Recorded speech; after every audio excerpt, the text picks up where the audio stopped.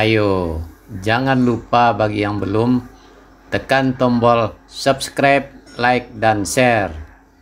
Mari kita saksikan berikut ini. Ondeh mandeh rancak bana. Selamat bertemu kembali dengan Triha Channel.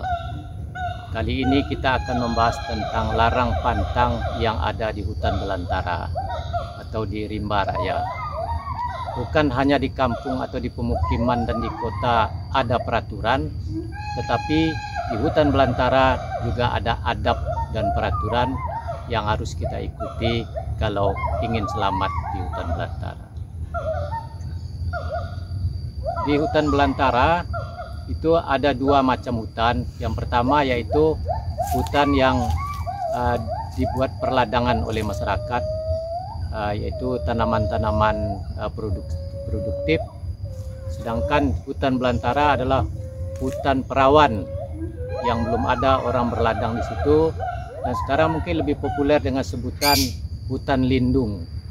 Dan kalau kita memasuki hutan lindung ini ada adab, ada aturan-aturan yang harus kita ikuti, dan ini telah menjadi tradisi dan kepercayaan oleh masyarakat sekitarnya, terutama hutan lindung atau hutan yang terdapat di bagian utara Gunung Kerinci di dalam area Taman Kerinci Seblat, TNKS, Taman Nasional Kerinci Seblat.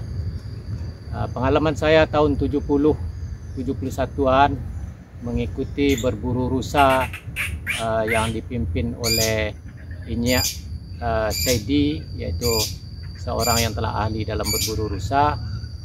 Ketika kita akan memasuki hutan belantara tersebut, semua peralatan baik kita sendiri maupun anjing yang kita bawa itu harus diasap dulu dengan kemenyan, karena kita akan memasuki alam yang berbeda dengan alam yang biasa kita lewati. Dan ada beberapa pantangan-pantangan yang diberitahu. Yang pertama yaitu kita kalau misalnya memasuki hutan itu jalan beriringan, tidak boleh saling mendahului satu sama lainnya. Dan kita harus tertib, harus jalan berbaris searah, dan tidak boleh ada saling dulu mendahului. Yang kedua, yang paling pantang sekali, kita tidak boleh takabur di dalam hutan tersebut, karena takabur ini akan membuat marah si penunggu-penunggu hutan kepada kita. Yang ketiga, kalau kita sudah memasuki hutan belantara, yang hutan lindung tersebut yang sudah jarang dimasuki oleh manusia, itu kita dilarang berteriak-teriak. Namun kalau misalnya di hutan produksi, itu kita masih boleh berteriak-teriak. Kalau kita berteriak di hutan-hutan produksi atau di perkebunan-perkebunan, itu kita masih mendengar orang lain akan menyauti. Tapi kalau di hutan di rimba raya, itu kalau kita berteriak, nanti yang menyauti bukan orang, itu suaranya akan berbeda. Dan apabila kita ikuti suara tersebut, nah itulah yang banyak orang tersasar atau hilang di hutan tersebut. Dan biasanya kalau kita hilang di dalam hutan tersebut, sangat susah mencari jalan keluarnya. Dan pengalaman bagi orang-orang yang memikat burung atau mencari manau, ya, sejenis rotan ke dalam hutan yang tersesat tersebut, mereka itu biasanya kalau tersesat atau tidak bertemu jalan keluar, itu akan menemukan semacam kebun yang di dalamnya itu banyak buah-buahan yang matang seperti jeruk yang matang, manggis, jambak, dan lain-lain. Dan itu boleh dimakan sepuasnya, tapi tidak boleh dibawa keluar dari situ. Kalau misalnya makanan tersebut kita bawa keluar, niscaya kita tidak akan bisa keluar dari situ.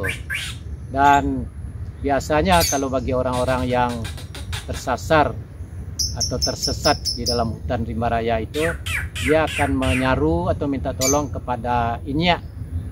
Inyak itu pada panggilan untuk harimau penunggu di daerah tersebut, dan biasanya akan dikasih tahu jalan keluarnya melalui patahan-patahan ranting yang dilakukan oleh harimau tersebut.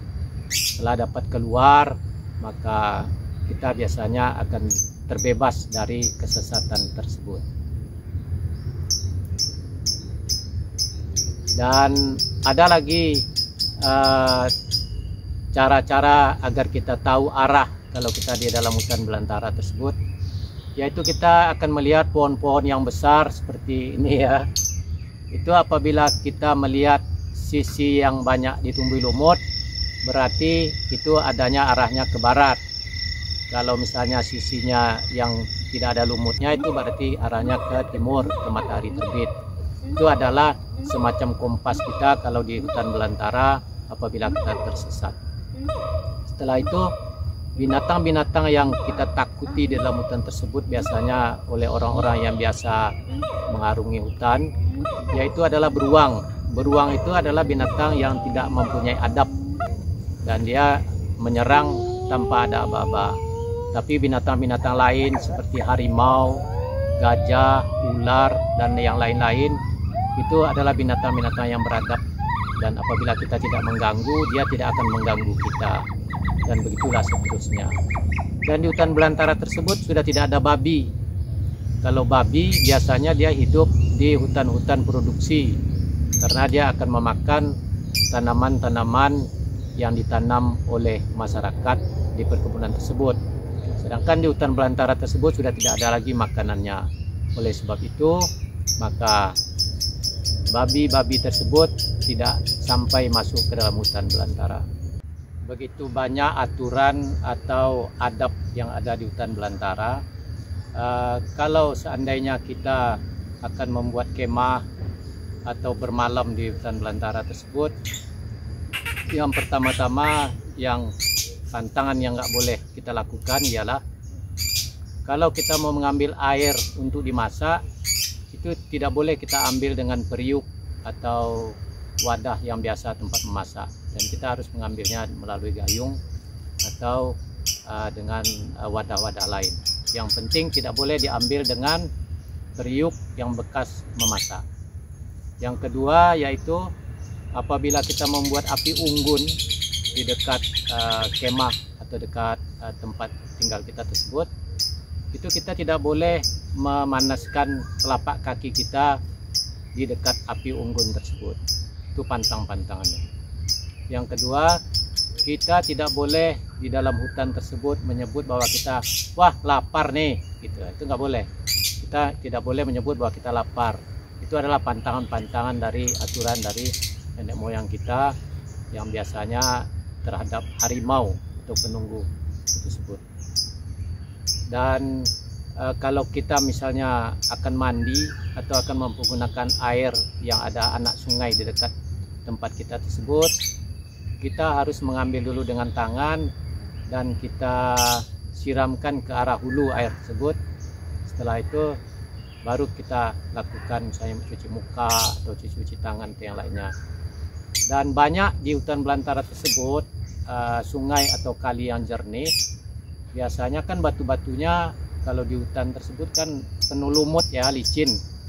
Tapi akan kita temui di suatu tempat di dalam hutan tersebut bahwa ada semacam bekas tempat mandi. Kita nggak tahu siapa yang mandi di situ.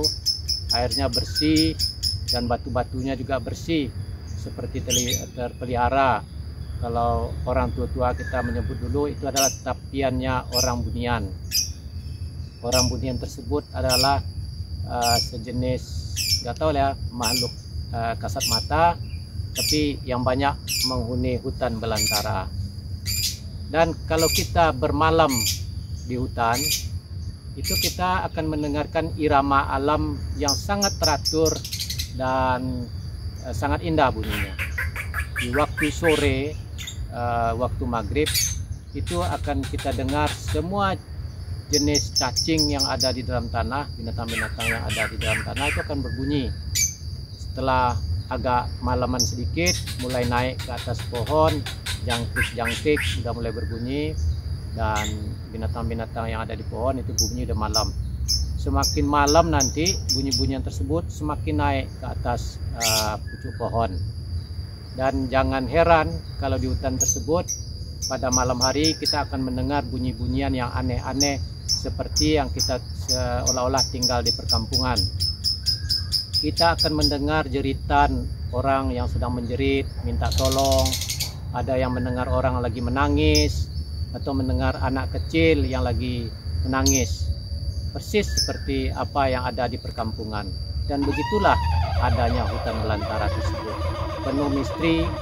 Dan namun kalau kita mengikuti semua peraturan-peraturan atau adab yang berlaku di hutan tersebut, itu akan membuat semacam sensasi yang membuat kita itu seolah-olah berada di alam lain.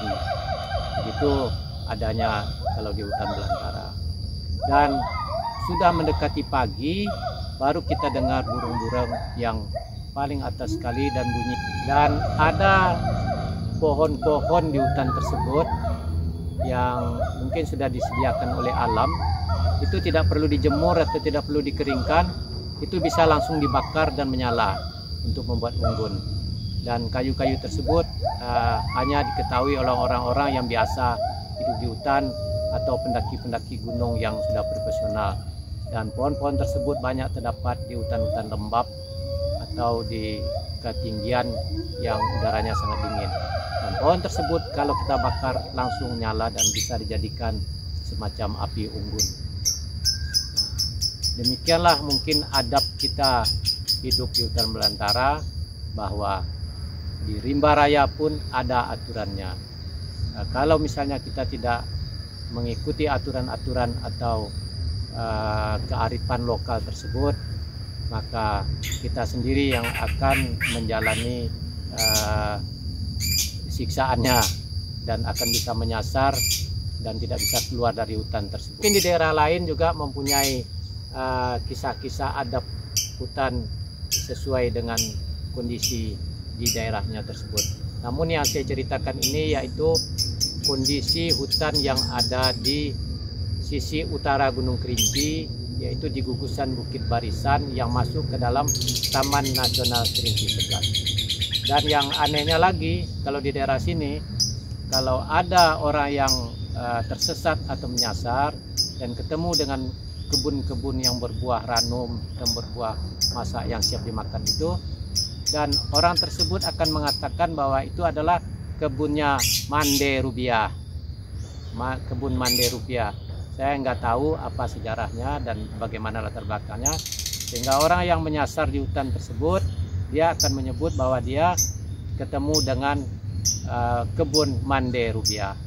Dan kalau kita lihat juga di Google, itu di gugusan Bukit Barisan itu, di sekitar Kerinci Seblat, itu memang ada yang namanya Bukit Mande Rubiah. Bukit Mande Rubiah itu memang ada terdapat, bisa kita share atau kita ini cari di Google ya. Demikianlah sekelumit tentang larang pantang yang ada di hutan belantara. Semoga bincang-bincang kita ini bermanfaat, minimal untuk pengalaman atau pengetahuan kita, dan lebih-lebih lagi bagi generasi muda yang sekarang yang belum pernah ke hutan, mungkin ini bisa menjadi semacam pengetahuan. Demikian, sampai jumpa lagi di video yang akan datang. Dah.